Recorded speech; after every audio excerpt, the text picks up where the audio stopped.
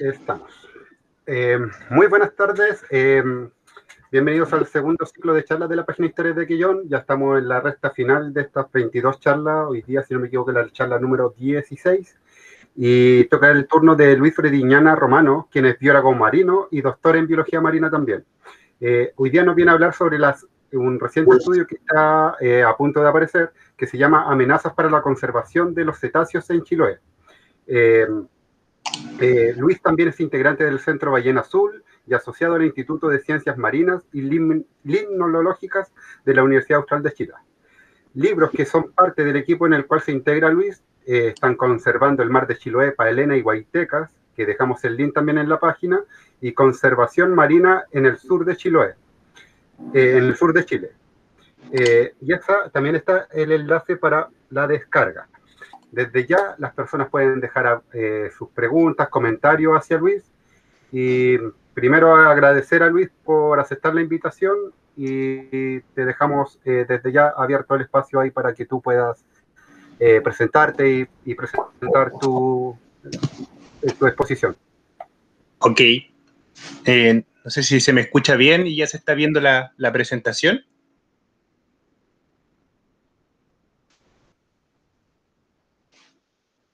¿Sí? ¿No? Sí, se escucha y se ve la presentación. Ah, ya, perfecto. Ya. Bueno, primero que nada, muchas gracias por la invitación y a toda la gente que nos está viendo o nos irá a ver.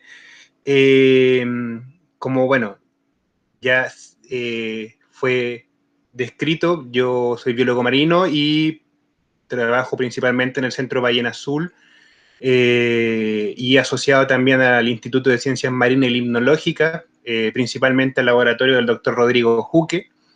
Y por muchos años ya, más de 20 años, el equipo de trabajo se ha dedicado a estudiar mamíferos marinos en Chile, pero con mucho énfasis en lo que es la ecorregión chiloense, o también conocida como la Patagonia Norte, ¿no? Que involucra a Chiloé. El objetivo de esta charla principalmente es hablar un poco sobre las amenazas para la conservación que tienen los cetáceos en general en esta zona, ballenas, delfines principalmente, y dentro de un contexto un poco más general también vamos a hablar también de una de nuestras recientes investigaciones que tiene que ver con el tráfico marítimo, que es un asunto que es un tema bastante como interesante y bien en boga en la comunidad internacional con respecto a los cetáceos. Vamos a ver si esto pasa. Ya. Cuando hablamos de conservación y cetáceos, quizá lo primero que evoca a la mente es las capturas balleneras, no solamente en Chile, sino que en todo el mundo. A la hora de hablar de conservación de cetáceos y de ballena, partimos de la base de, en la mayoría de los casos, de poblaciones que fueron diezmadas por la captura ballenera en los siglos XIX y XX. En la imagen ustedes lo que están viendo son las capturas que sufrió la ballena azul, que es una de las principales ballenas que estudiamos nosotros y la especie más común de ver en Chiloé también. En Chile se cazaron 2.852 ballenas entre el 29 y el 67. Ahí revisando vi que también estuvo Quirós, el profesor Quirós también hablando de las balleneras acá, así que no me voy a meter tanto en eso, pero solo para recordar que aquí en la zona de Chiloé hubo 2 balleneras, ¿no? En la isla San Pedro y en la isla Guafo. Las capturas no fueron muchas porque el periodo de actividad de esas balleneras no fue tan largo como la de la zona central y norte, Quintay, Chome, ahí donde se capturaron la mayor cantidad de ballenas. La última, de hecho, fue capturada en el 83 y es la que está el esqueleto expuesto en la Universidad de Concepción. Bueno, esta gran matanza de las ballenas logró diezmar sus poblaciones. Se estima que la población de ballenas azules en Chile llegó a estar en menos del 0,001% de su población, o sea, casi se extinguió. Y como parte de nuestro trabajo en Chiloé y en general en toda la Patagonia Norte chilena o ecorregión chiloense, parte con el descubrimiento, al menos para la ciencia, ¿no? Quizá mucha gente ya en el archipiélago de Chiloé estaba muy al tanto y no fue ninguna novedad, pero al menos para la ciencia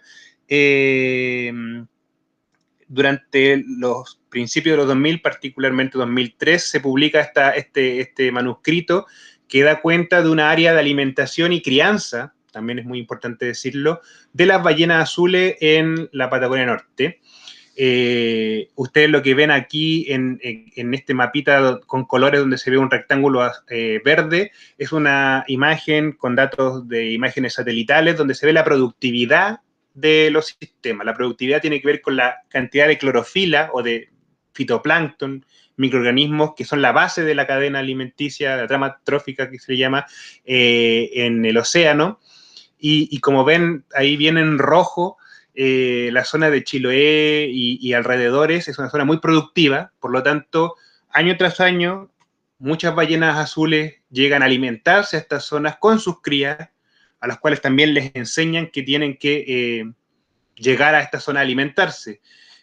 Solo para que vean, esta animación que hicimos son datos reales de una ballena con un transmisor satelital, que ya vamos a hablar un poco de eso, moviéndose en la zona, ahí dice Melinca, el Canal Moraleda, Golfo Corcovado, y después yendo al Golfo de Ancud. La animación muestra 3 meses, está acelerada obviamente en la vida de una ballena, para que vean que ellas se mantienen aquí alimentándose durante gran cantidad todo el verano y el otoño.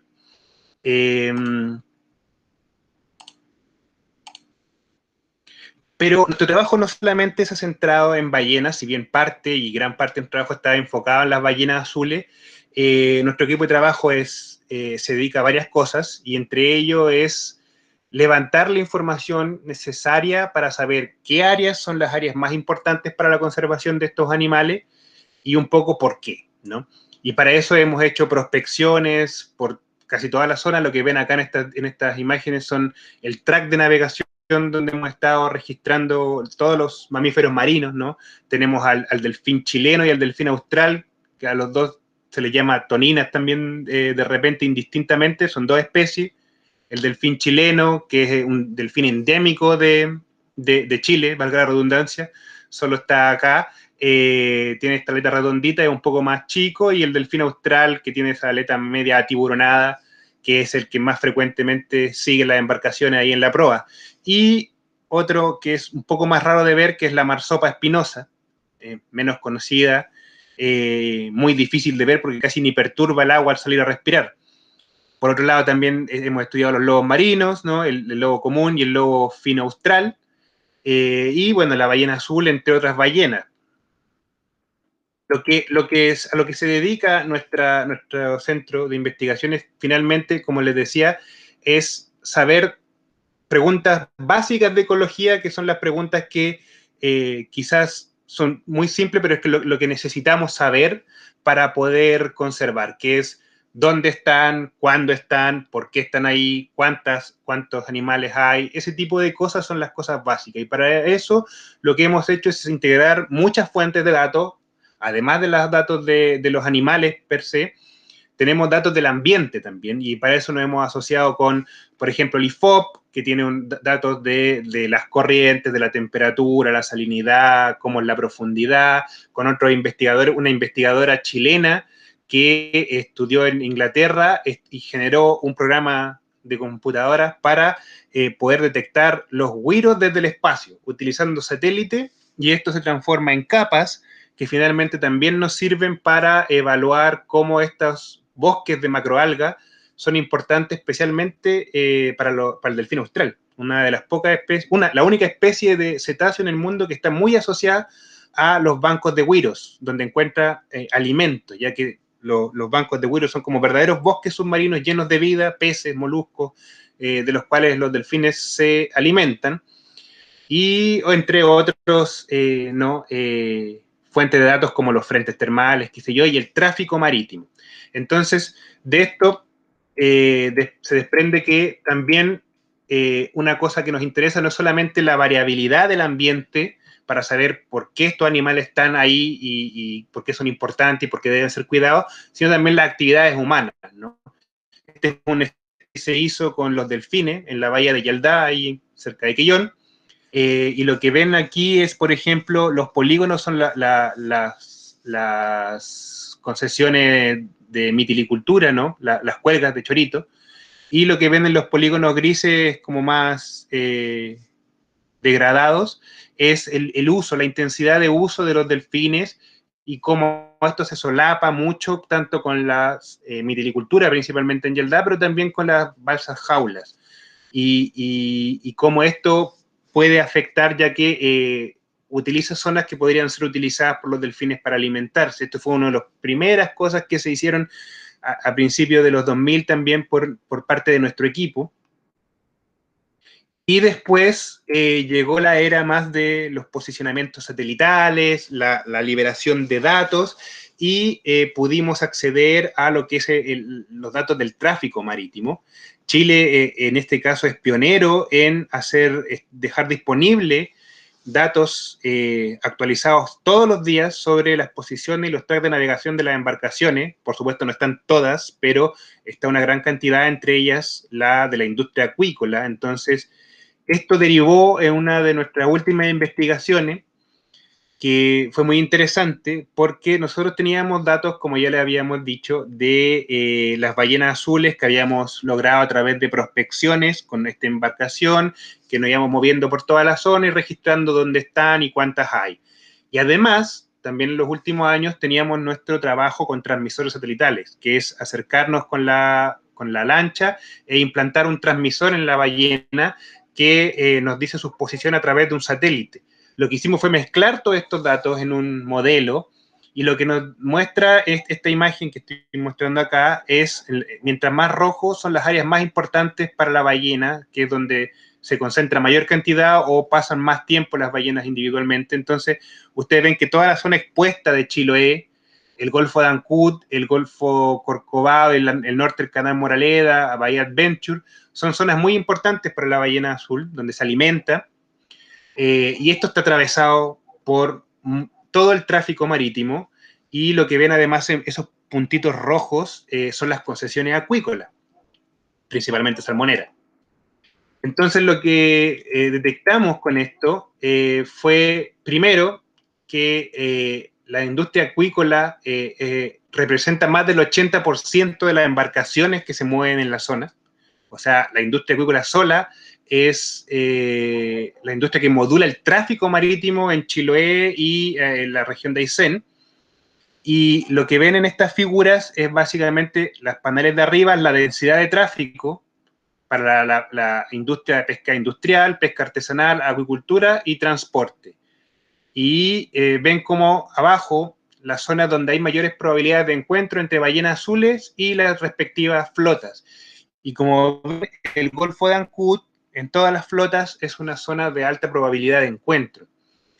Entonces, eso llevó a este video, esta animación que hicimos, que se volvió viral en Twitter, donde mostramos datos reales. Esto no es una simulación, no es algo que inventamos, estos son datos reales de una ballena azul, una semana en la vida de una ballena azul, esquivando barcos de la industria salmonera.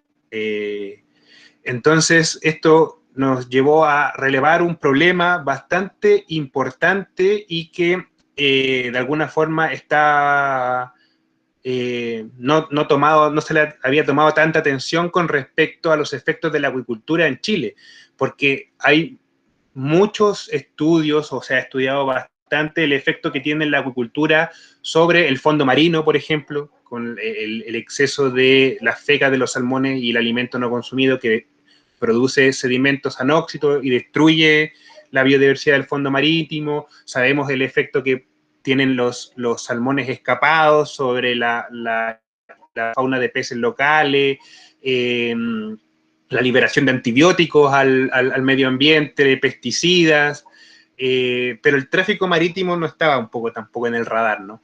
Y ahora tenemos estos datos y hemos relevado el tema de que esto es importante porque, por un lado, está el choque con embarcaciones, que es un elemento muy importante para los cetáceos a nivel mundial, que puede producir gran cantidad de mortalidad, considerando además que la población de ballenas azules está estimada en la zona de Chiloé, toda esta zona de la ecorregión chiloense, en alrededor de 400 animales. O sea, son muy poquitas las ballenas que quedan, su población es muy pequeña, y este tipo de cosas, o sea, la muerte de un solo animal afecta a la población porque son muy poquitos. Y a esto hay que sumar el ruido submarino, que también los cetáceos en general son animales acústicos, como para nosotros el principal sentido con el que nos desenvolvemos en el mundo es la vista. Para los cetáceos su principal sentido es el oído, la acústica. Entonces, imagínense tener su casa en medio de la 5 Sur, ¿no? Con todo el día pasando los autos por encima. Esto es lo mismo, una ballena tratando de alimentarse y juntando justamente energía, ya que después de que visiten la zona de Chiloé, alrededor de abril empieza la migración de estos animales, y por eso es que estos animales tienen que estar aquí juntando energía y alimentándose todo el día para poder llevar estas migraciones que hoy sabemos parte de su población migra hacia el archipiélago de Galápagos, o sea, va de un archipiélago a otro en Ecuador, y algunas incluso en la mitad del Pacífico, donde se sospecha van a tener sus crías. Choques, como les decía, que son la principal preocupación, pero no la única, ya han sido reportados. Estos son un ejemplar de ballena azul que cayó el cuerpo en Puerto Montt, y esto, una ballena fin, me parece que es calbuco, y hay otro más que está cerca del Golfo Corcovado también, otro choque con una ballena azul, y esos son los casos que tenemos reportados solamente. En Chile todavía no hay un registro oficial donde todo esto esté registrado para saber en realidad cuántos animales están muriendo al año por ser atropellados por una embarcación. Una embarcación quizás menor, no sé, de 5 metros, puede que no termine matando un animal, pero estas embarcaciones grandes, ¿no? Como las de la pesca industrial o los whaleboat, iceboat, fishboat de la industria acuícola, que pueden tener hasta 100 metros de eslora, que pueden ir a 20 nudos, si atropellan una ballena, lo más probable es que la maten. Entonces, esto es un problema que aún estamos recién caracterizando, pero que sabemos ya está ocurriendo y que representa claramente un problema para la conservación de estos animales. Pero no son solo ballenas el efecto, porque si se acuerdan del mapa anterior, el principal zona de conflicto, si se quiere, estaba en los golfos, ¿no? En el Golfo de Ancud, qué sé yo, en todo lo que es el mar interior, el canal Moraleda. Pero si nos cambiamos de especie, en este caso el delfín austral, vemos que las áreas de mayor conflicto que se ven en rojo son justamente los canales interiores y todo lo que son los canales de Chiloé, donde justamente el tráfico marítimo está concentrado por las balsas, por las embarcaciones asociadas a las balsas jaula, y que están por todos los canales, por todos los fiordos del sur, y que justamente se solapan con la distribución de esta especie. Entonces, ahí también hay un efecto que esta es una investigación que está en curso, o sea, esto le estoy mostrando cosas que todavía no están publicadas, pero que están avanzando, y que nos está llevando a ver también, bueno, el efecto en otras especies, ¿no? No solamente es la ballena azul. Aquí hay algunas cosas también que vale la pena mencionar, como es el tráfico. Aquí también una ballena jorobada, en este caso, que le pasó una lancha por encima, en este caso una cría de ballena jorobada enmayada en las redes de una balsa jaula en el 2013, y la basura. La basura siempre, tanto de los desechos pesqueros o de la salmonicultura o domiciliaria, es un efecto sobre las ballenas que está, y que claramente es un problema porque se enmayan y después no pueden bucear bien, pueden morir. Para las especies más pequeñas puede incluso llevarla a que se ahoguen, queden enmayadas, y esto es un problema que está ocurriendo. Por otro lado, también tenemos el caso del turismo no regulado. En Chiloé hubo en algún momento, y me parece que debe seguir habiendo, muchas intenciones de hacer turismo con estos animales, ¿no? Las ballenas, los delfines son animales muy carismáticos, y que realizado de buena manera, el turismo es algo donde todos y todas ganamos, ¿no? Porque se protegen los animales, se genera conciencia y se generan recursos también para las mismas comunidades locales. Pero si el turismo se hace no regulado y se hace de forma errónea puede causar problemas de conservación e incluso peligro. Aquí vemos una ballena que reacciona mal a una aproximación mal realizada, se enoja, saca la cola y puede llevar a un accidente. El otro es el asedio, ¿no?, de los animales, de las embarcaciones sobre los animales. Un ejemplo, chañaral y aceituno, por ejemplo, esto salió en el Mercurio hace unos años atrás, y es que si tú no regulas y dejas que todas las embarcaciones se suban encima de las ballenas, esto le produce un estrés, ¿no?, y que puede tener problemas para la conservación. Pero insisto, si se hace bien, si se regula, es algo donde todo el mundo puede ganar.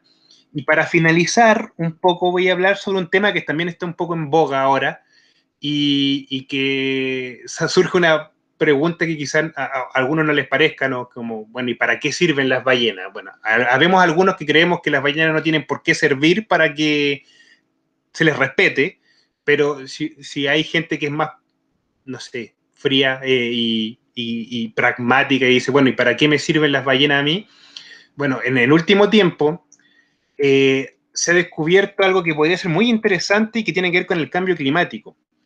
Como yo le hablaba antes, la productividad primaria que se le llama en el océano, la base de la vida en el océano se debe al fitoplancton, que son estos organismos unicelulares muy pequeñitos que son la base de la trama trófica, es decir, la comida básica, como el pasto marino. El fitoplancton es responsable de la producción del 50% del oxígeno que se produce en la Tierra, es decir, que cada respiración por medio que nosotros hacemos se la debemos al fitoplancton. En base al fitoplancton ocurre los productores secundarios, ¿no?, los consumidores, es por ejemplo, el krill, la principal alimento de las ballenas, y por supuesto peces y otras cosas del cual se alimentan todos los animales del nivel trófico superior, ballenas, tiburones, delfines, atunes, jureles, qué sé yo. Toda esta diversidad.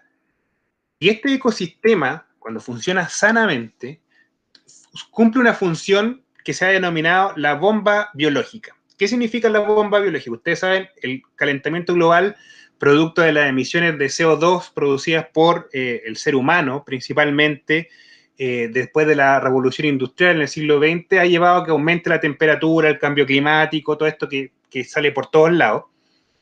Pero el océano juega un rol para secuestrar ese CO2, naturalmente. El CO2 es utilizado, al igual que las plantas terrestres, por el fitoplancton y a través de algunas estructuras más duras, o cuando el krill y otros animales los consumen y defecan, son capaces de tomar finalmente este CO2, transformarlo en estructuras duras y que se hunda. Y ese secuestro, que se llama secuestro del CO2, ayuda a mitigar los efectos del cambio climático, ya que saca ese CO2, ese gas invernadero de la atmósfera y lo sepulta en el océano profundo.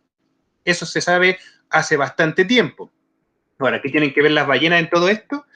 Hace relativamente poco se ha estudiado el hecho de que las ballenas pueden tener un rol aditivo a este efecto de la bomba biológica a través de un proceso de fertilización. Esto se empezó a hablar mucho en la Antártica. Este es el mapa mundial y las zonas más rojas son las zonas más productivas, ¿no? Chile tiene un rol muy importante, Sudáfrica tiene un rol en la corriente de Benguela, la corriente de California, pero en la Antártica, que también tiene un rol muy importante, se habla que es una zona de mucha productividad, pero bajos nutrientes. Particularmente en la Antártica, el hierro es un elemento que está en limitación y hace que sea limitado el crecimiento del fitoplancton. Y se piensa que las ballenas, y los cachalotes en este caso, a través de su defecación, son capaces de liberar estos nutrientes, fertilizando finalmente el océano. Estos animales producen grandes cantidades de fecas, con micronutrientes y otros nutrientes que solamente defecan en superficie, y de ahí emana un concepto nuevo que se llama el bombeo ballena. ¿Y qué significa el bombeo ballena? Los cetáceos, en general, cuando están bajo la superficie, están buceando, alimentándose, apagan todos sus órganos no vitales, con el fin de ahorrar oxígeno. Entonces se alimentan y solamente cuando están en superficie vuelven a activar sus órganos no vitales y por ende los cetáceos solo defecan en superficie. Entonces esto produce que saquen nutrientes desde el fondo marino, los pongan en la zona fótica que se llama, que es la superficie, donde además hay sol, que es el otro ingrediente vital para la fotosíntesis, produciéndose así ayuda a la fertilización y al bloom de fitoplancton, y entonces ayuda a la bomba biológica a secuestrar más CO2. Esto se ha hipotetizado que ocurre en la Antártica y en otros ecosistemas. Nosotros estamos tratando de hacer investigación en esto, no es muy fácil, pero queremos también meternos para ver si en la zona de Chiloé también sería esto el caso, pero es algo bastante interesante, bastante nuevo que se está pensando. Finalmente, las ballenas, solamente por existir, por ser animales gigantescos, son capaces de almacenar CO2 en sus cuerpos, porque el carbono, que es parte del CO2, es el bloque fundante de toda la vida.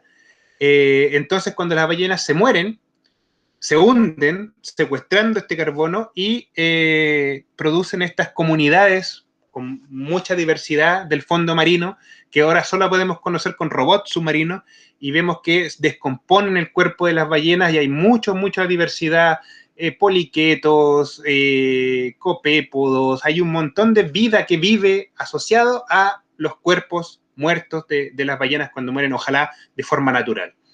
Entonces, todo esto es nuevos argumentos que estamos encontrando de cuál es el rol que tienen estos animales en los ecosistemas marinos, ¿no? Y que tienen que ver con fertilizar el océano y acumular carbono finalmente en sus cuerpos, que finalmente también lo hunden y lo secuestran en el océano, sacándolo de la atmósfera una vez que mueren. Eso tengo. Gracias, Luis. Mira, tenemos que sea un comentario relacionado con el tema de turismo que decías tú, de Gladys Jaramillo Millapán, que dice: Chiloé es tan bello, pero da lástima tanta contaminación que le quita la hermosura con tantas cosas en el mar. Pero también se piensa en las personas que necesitan alimentar a sus familias, se podrían educar a las personas para trabajar en unión con el turismo. Sin duda. O sea, el turismo, insisto, es una forma de potenciar la economía local, sobre todo en las comunidades, y eso es también poner un valor al turismo, porque no se trata, siempre lo hemos dicho, no se trata de vender la ballena o el delfín, sino que hay que vender el paquete completo, la experiencia completa. En Chiloé tiene mucho que aportar y mucho que ofrecer, más allá de las ballenas o los delfines. Tiene una riqueza cultural sin parangón.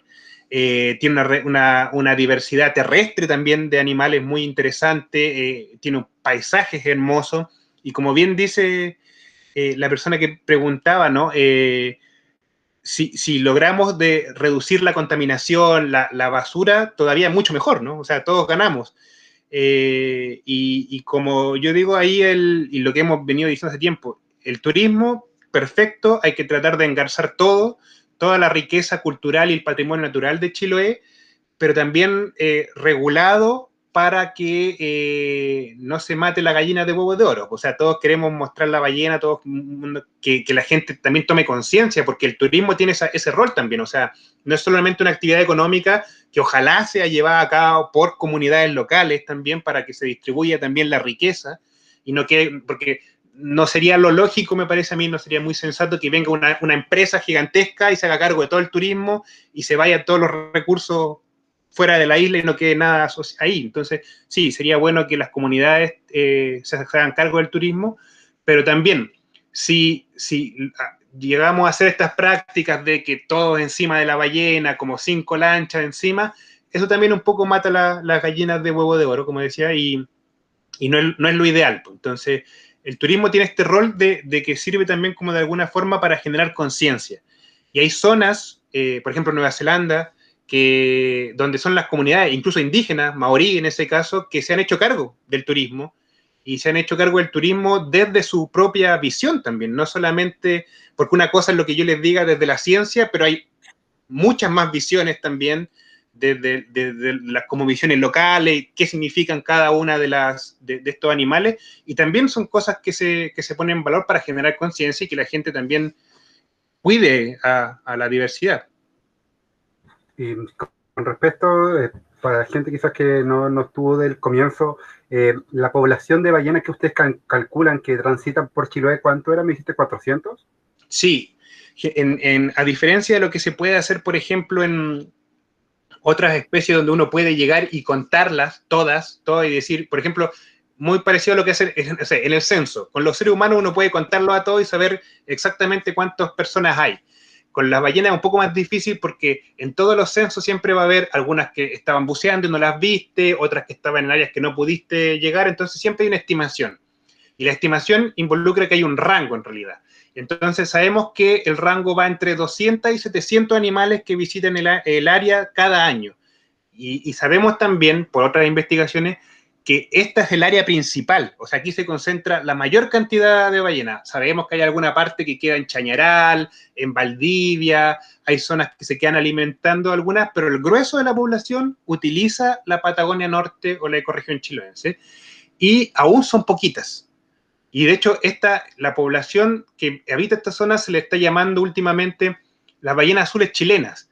En realidad se le debería llamar la ballena azul del Pacífico suroriental, porque es Chile, Perú, Ecuador, porque es una población distinta a la que va a la Antártica y que es distinta a la que hay, no sé, en California, en Nueva Zelanda, en Australia, en Sri Lanka. Son poblaciones distintas y aquí y tienen sus propias características, su propio canto. Tenemos una colega, Susana Bucan, que estudia el canto de las ballenas y ha descrito que las ballenas azules, insisto, chilenas, pero en realidad chilena, peruana, ecuatoriana, tienen su propio dialecto. Entonces es muy interesante lo que ocurre acá en Chiloé. ¿Y por qué, a qué factores se deba que las ballenas se concentren principalmente acá en la Patagonia Norte? Principalmente es la comida. Las ballenas son son un animal tan gigantesco, piensa un animal de 30 metros de largo, tiene que comer aproximadamente 2 toneladas de krill al día. Entonces, básicamente, va a estar donde haya comida. Y en Chiloé, y en toda la zona de la ecorregión chilense, la zona de Aysén, hay mucha comida. Es una zona muy productiva, un ecosistema único que se produce de la unión de los ríos, la lluvia y todo ese aporte de nutrientes que viene de la tierra, mezclado con nutrientes que vienen del océano abierto. Y esa mezcla forma lo que se ha llamado como un mega estuario gigante donde se produce mucha productividad. Y por eso las ballenas están aquí, porque hay mucho alimento. ¿Y ustedes hace cuánto vienen investigando las ballenas? Te lo pregunto por el tema del seguimiento poblacional. Se presencia un descenso importante, si bien ustedes dicen que son estimaciones, pero ¿se presencia una baja en el avistamiento de ballenas? Sí, ahí tenemos un gran signo de interrogación, porque lamentablemente para generar una estimación de cuántas hay, se requieren muchos recursos. Nosotros solamente logramos generar esa cantidad de recursos en el 2009, cuando hicimos una prospección que cubrió toda el área que les mostré, y no hemos logrado tener nunca los recursos para hacer la estimación de nuevo, como para saber, bueno, o están aumentando o están disminuyendo. Otros colegas con otras técnicas intentaron calcular la tendencia, pero no lograron encontrar una tendencia. O sea, no se sabía si están subiendo o bajando. ¿Por qué? Porque se hipotetiza que los cambios que hay en el oceanográficos, ¿no?, hacen que a veces lleguen menos y a veces lleguen más. Y eso no quiere decir que haya más o menos, sino que hay veces que se quedan más en Valdivia, en Chañaral, y otras veces se concentran todas acá. Y hay mucho cambio interanual.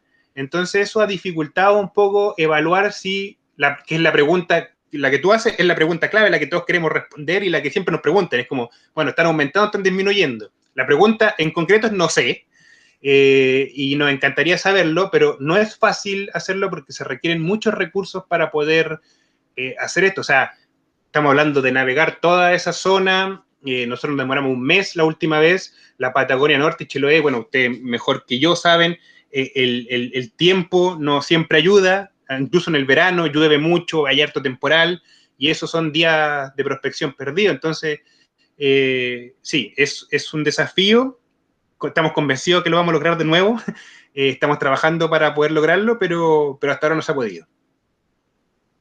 Y tú comentabas, ¿cuál es la época de que las ballenas se encuentran en Chiloé? Porque tú comentabas que tienen como un proceso de migración del archipiélago de Chiloé hacia el archipiélago de los Galápagos.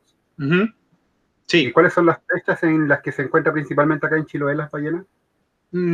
Por varias fuentes de información, tanto visuales como acústicas también.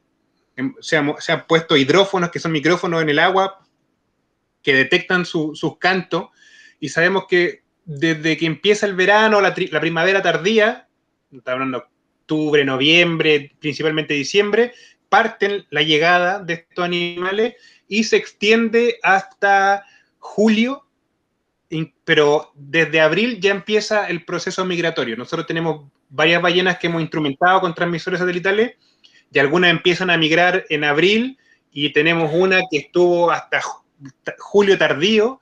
Nosotros pensamos, bueno, ella ya se quedó, ya no migró este año y se quedó en Chiloé dando vueltas, pero no, a finales de julio migró de todas maneras y llegó a Galápagos, y después empiezan a devolverse por el norte de Perú, y ahí lamentablemente han dejado de funcionar los transmisores. Nosotros tenemos la hipótesis de que ellas se devuelven por la costa, se devuelven utilizando la productiva también corriente de Humboldt desde el norte de Perú hasta que llegan a Chiloé.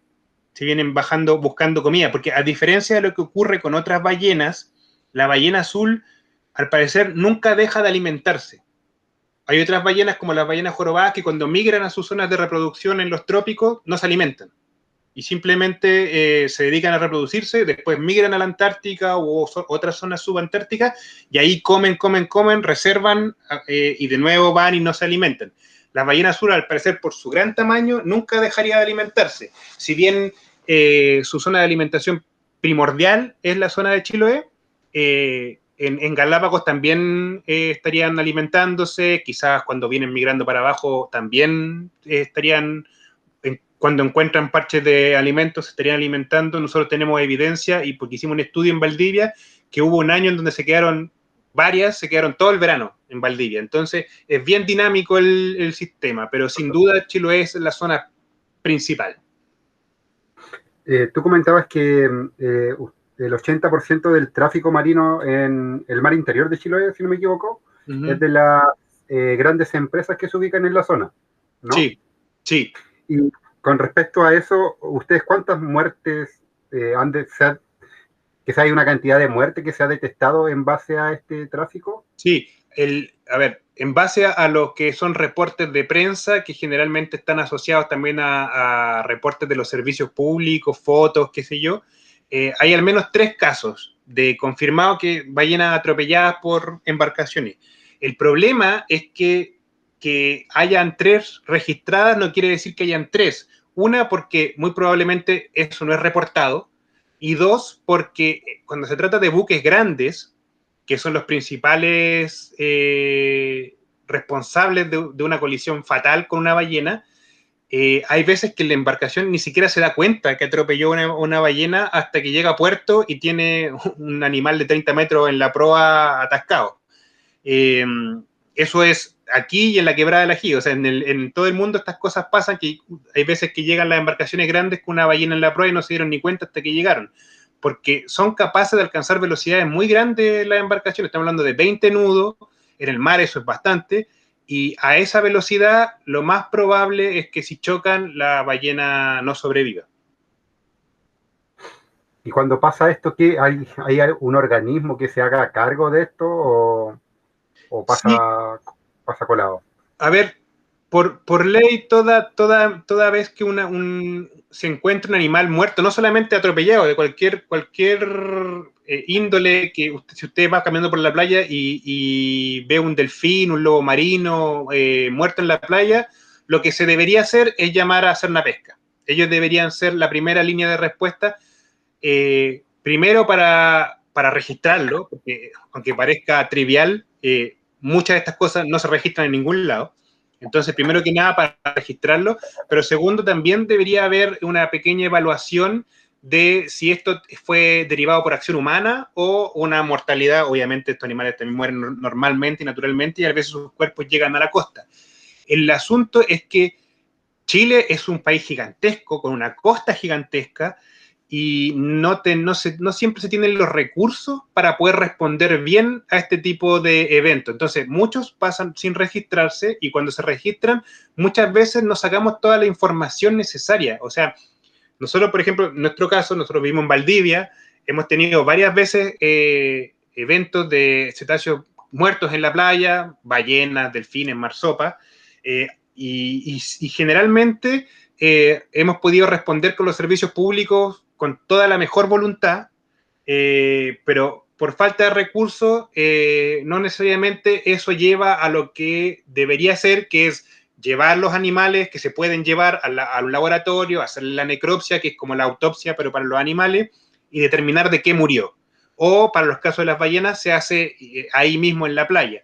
Ese tipo de cosas muy rara vez se hacen en Chile, y es lamentable porque es justamente ese es el tipo de información que nos lleva después a decir, bueno, tenemos un problema, se están muriendo atropelladas, se están muriendo, por ejemplo, por contaminación, ahogadas por plástico en el mar, contaminación química, qué sé yo, hay muchas causas posibles de muerte, pero la única forma de saber eso es si pudiéramos hacer los estudios, que, insisto, rara vez se hacen.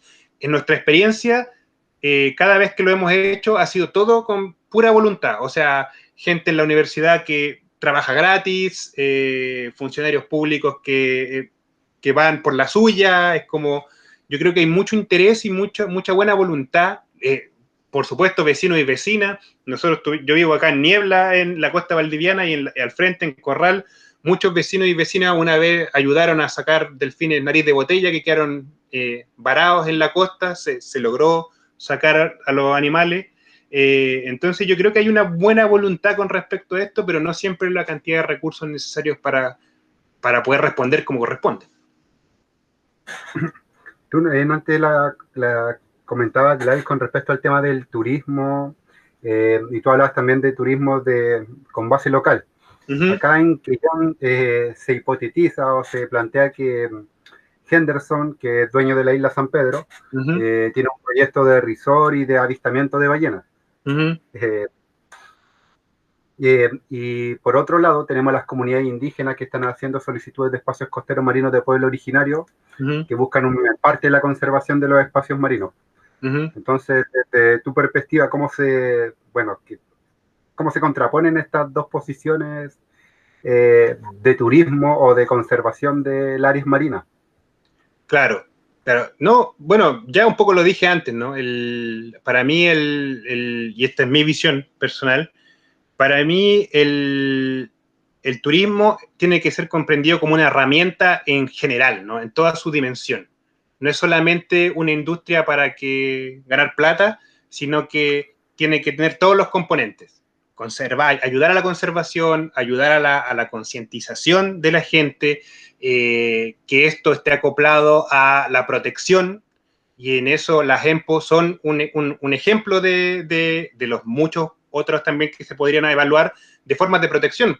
En el trabajo de nuestro equipo de trabajo por mucho tiempo fue tratar de levantar un área marina protegida en la zona de múltiple uso, donde pudiéramos regular los usos, pero también zonas de protección que justamente después tienen un uso directo para el turismo. O sea, si podemos conservar algunas áreas marinas protegidas donde esto esté más o menos intacto, donde no esté lleno de salmoneras, por ejemplo, y después estos mismos espacios que tú mencionas, las mismas comunidades pueden ahí generar experiencias de turismo comunitario que hace que la riqueza se distribuya, porque finalmente son las mismas comunidades las que traen y se asocian con la gente que está en tierra, con los restaurantes, las ferias costumbristas, y vamos encadenando, ¿no?, toda esta cadena productiva comunitaria, que finalmente me parece que es lo más democrático y más redistribuidor, y que hace que la mayor cantidad de gente gane, ¿no? Y que me parece lo ideal.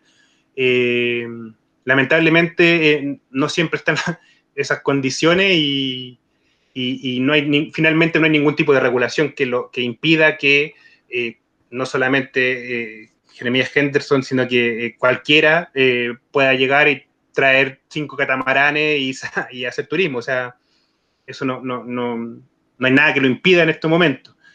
Pero sí, claramente, si a mí me dicen cuál es el modelo que yo pienso para el turismo, no solamente ahí, sino que en todos lados, es un turismo comunitario, es un turismo que involucre a la mayor cantidad de personas, e insisto, que se concatene con las demás experiencias, con la gente de las cocinerías, los parques nacionales terrestres, insisto, de todo, el turismo cultural también que se quiere desarrollar. Todo esto tiene que estar engarzado para vender de alguna forma la experiencia también de todo lo que implica Chiloé. Insisto, no es solo la ballena. ¿Y cómo, desde tu perspectiva del tiempo que llevas investigando, cómo las comunidades locales se pueden hacer responsables de estas amenazas? Quizás no sé si hacerse responsable, pero cómo evitar o disminuir estas amenazas que enfrentan esta especie acá en el mar de Chiloé. O sea, claro, todos tenemos un rol que jugar en esto, obviamente, y allí las prácticas son muy importantes, ¿no? Si bien, por ejemplo, en el caso del turismo con cetáceos, no está ultra mega regulado, hay un reglamento, existe un reglamento, pero si bien podría estar más regulado o menos regulado, también pasa mucho por la voluntad propia, ¿no? La iniciativa de uno, o sea, una embarcación en el medio del Golfo Corcovado haciendo avistamiento de ballenas, lo más probable es que no tenga fiscalización efectiva. Entonces también, si bien existe un reglamento, también depende de uno preocuparse de que esto se respete, de que cuidemos entre todos, de que favorezcamos también la asociatividad, porque lamentablemente, y no solamente en Chiloé, en todos lados, existe una lógica mucho de competencia, ¿no? Entonces, es como el que tiene la mejor lancha, el que genera el mejor avistamiento, se intenta llevar todo y no hay este rol tan más bien comunitario de, bueno, turnémonos, si tú estás con la ballena, yo me espero y la otra persona, mientras terminas de mostrárselo a los turistas, después se va, sigo yo, y así este tipo de prácticas más comunitarias y de solidaridad también, ¿por qué no decirlo?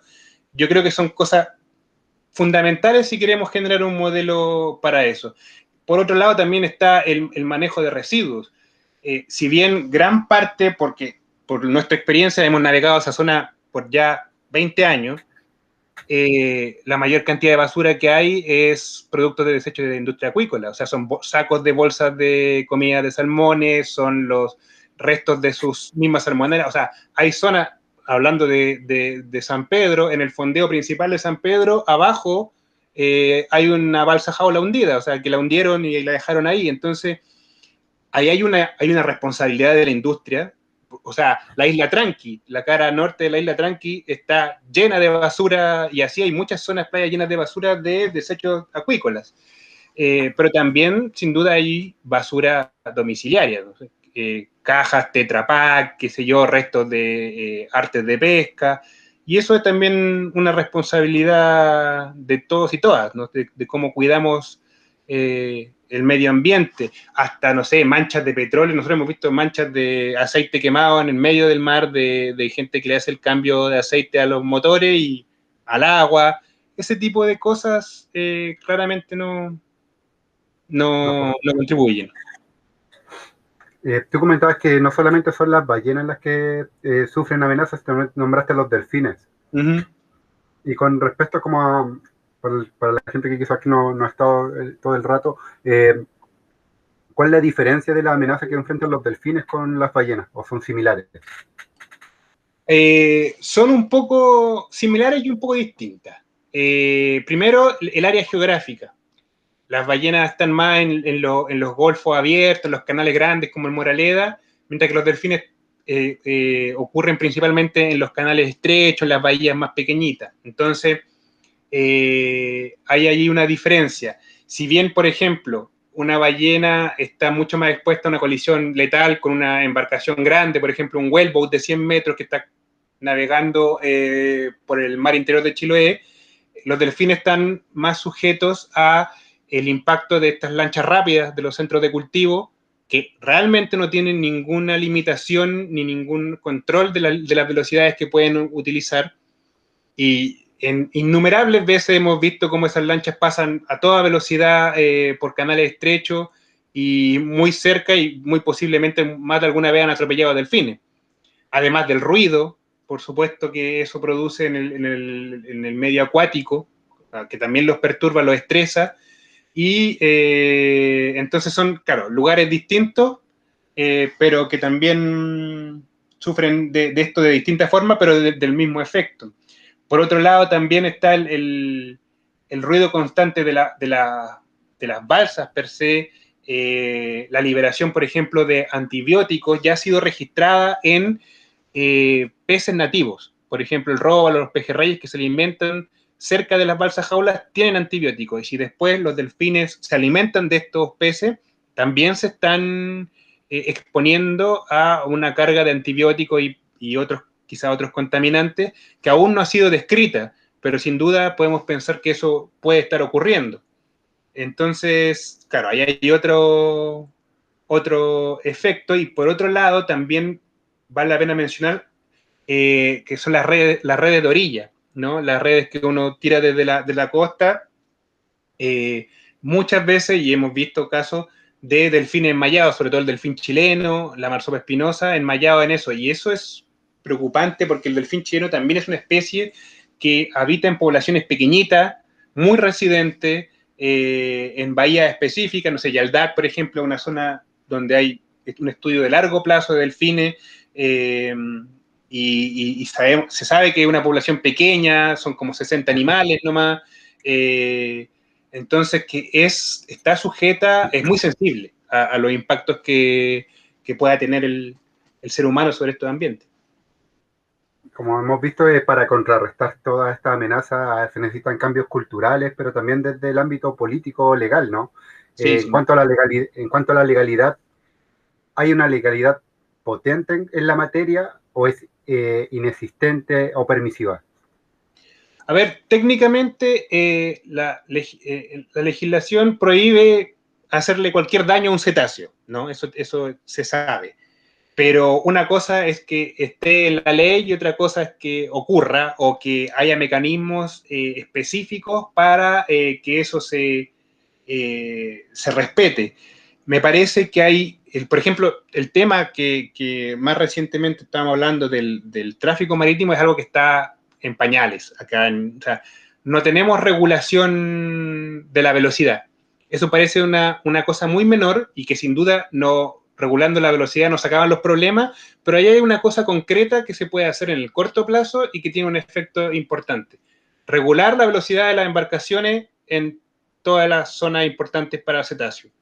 No puede ser que una lancha rápida vaya a 30 nudos dentro de un canal que tiene delfines, o que un whaleboat o un ferry o cualquier cosa vaya a 20 nudos por una zona de ballena. Ese tipo de cosas tienen que ser reguladas. Insisto, no es la solución a todos los problemas, pero son cosas con las que se puede partir y con las muy concretas y que sí tienen un efecto. O sea, simplemente regulando la velocidad, la probabilidad de una colisión letal disminuye. Entonces, eso ya es algo.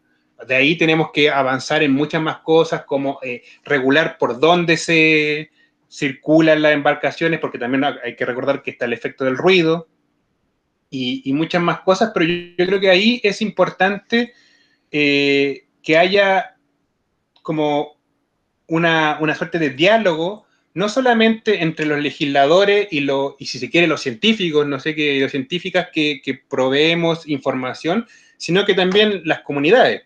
Y yo creo que ahí hay una suerte de que no solamente aplica a esto, aplica a todo. O sea, cuando se habla de la evaluación de impacto ambiental, para lo que ustedes quieran, hay un proceso de participación ciudadana, pero todos sabemos que es un proceso de participación ciudadana como medio de papel, porque qué injerencia o qué peso tienen las observaciones de un estudio de impacto ambiental si finalmente se va a aprobar igual.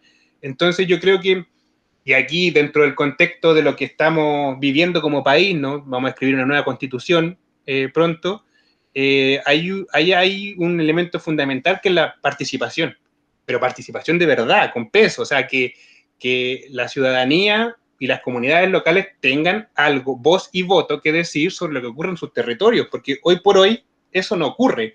¿Y quién conoce mejor el territorio que la gente que vive ahí? O sea, ¿por qué? Y aquí lo digo con solidaridad de regiones, ¿no? ¿Por qué las políticas públicas de Valdivia o de Chiloé se hacen en Santiago? No, un poco no tiene mucho sentido. Una participación vinculante. Claro, no hay participación vinculante, referéndum revocatorio, plebiscitos, que no son nada que vayamos a inventar, ocurren en muchos otros países. Y con respecto a esto, hablabas de las ciencias marinas en este caso, ¿hay recursos o son muy difíciles conseguir recursos ustedes para hacer estas investigaciones? ¿Cómo se sustentan en el fondo para poder realizarlas? Claro. A ver, yo creo que, bueno, los recursos en Chile para la ciencia son limitados. Eso no lo vamos a inventar nosotros tampoco. En general es un país que invierte poco en ciencia, en proporción a su Producto Interno Bruto. Entonces, toda la comunidad científica puede estar de acuerdo en que los recursos son limitados para la ciencia en Chile.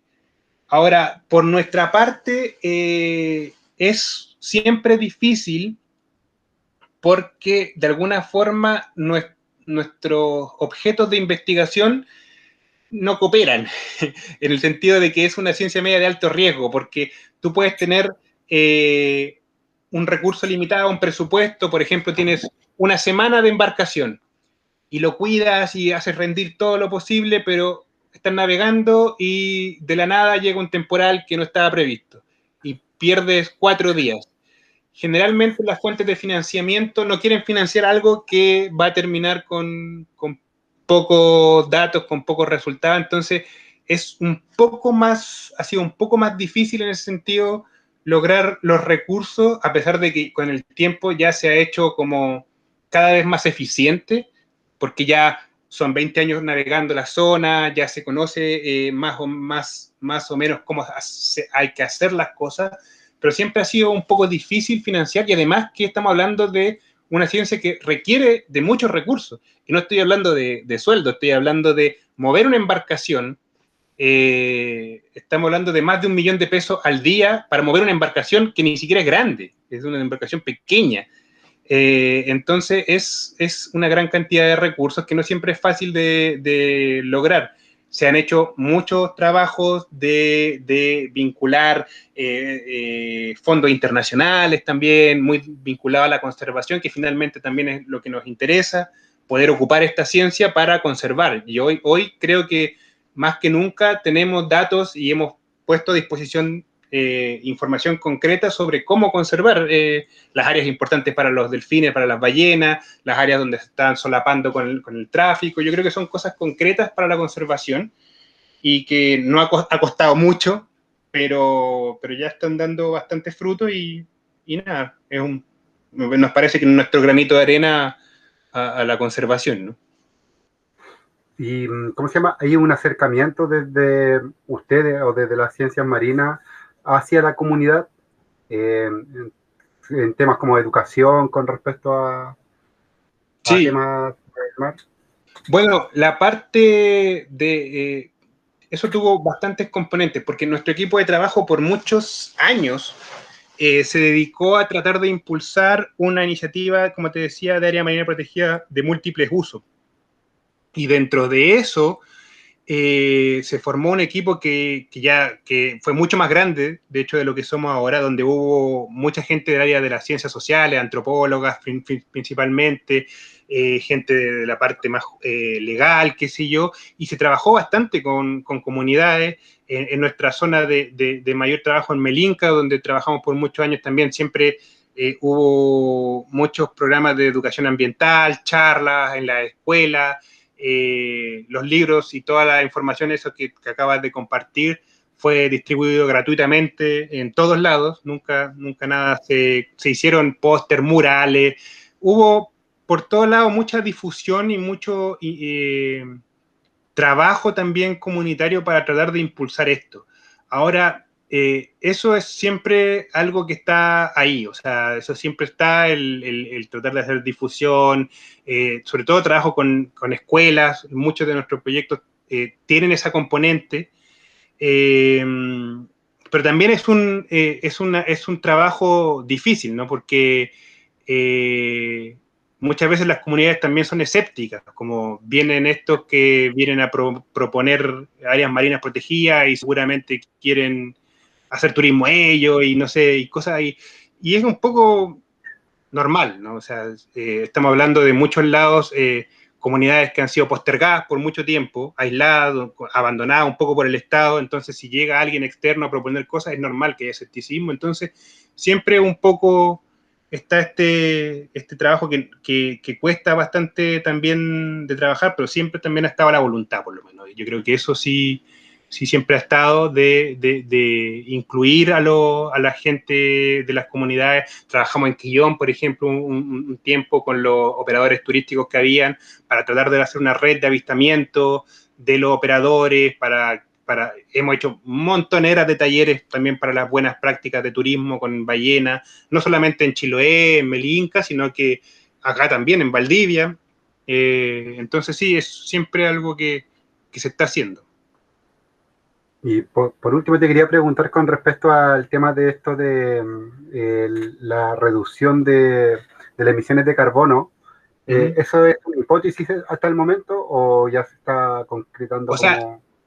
es una hipótesis en general, pero hay mediciones de, primero, la cantidad de nutrientes que existen en las fecas de las ballenas, y de cómo esto aumenta la productividad del fitoplancton. Eso está medido, pero siempre en este tipo de cosas más oceanográficas cuesta un poco llegar a tener la información suficiente para decir, bueno, esto es así y cuánto carbono podríamos atribuirle a las ballenas. Hay cuantificaciones ya así como estimadas de más o menos cuánto podría ser, pero también es algo relativamente nuevo, entonces está acumulándose evidencia cada vez más y es algo que va a seguir en el tiempo, no sé, porque se está haciendo en varios lados del mundo y eventualmente yo creo que vamos a tener cifras más concretas una vez que se junten más datos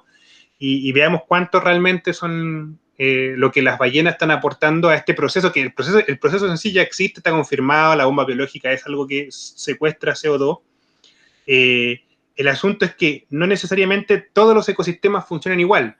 Hay ecosistemas donde neto se libera más CO2 a la atmósfera que lo que se secuestra.